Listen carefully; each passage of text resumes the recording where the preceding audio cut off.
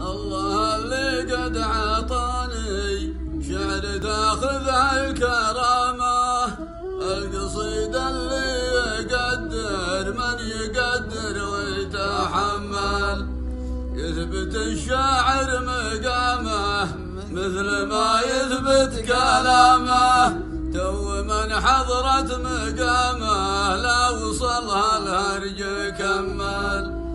أدري إن الشعر هو آخر محطة اهتمامه، وكأنه يقول القصيدة لا تزمل لا تزمل.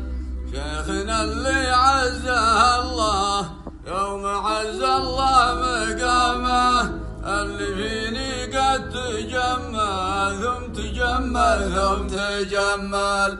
ينشد التاريخ منا لا يوم القيامة، واثقين من مواقف محنا بنتأمل، رغم أنف مورخ التاريخ في حرب الرغامة، حافظين مجدنا لا خلي المجد يتأمل. يا ملاهب سلامة يا ملاهب سلامة، أنا للحين أتحمل أنا للحين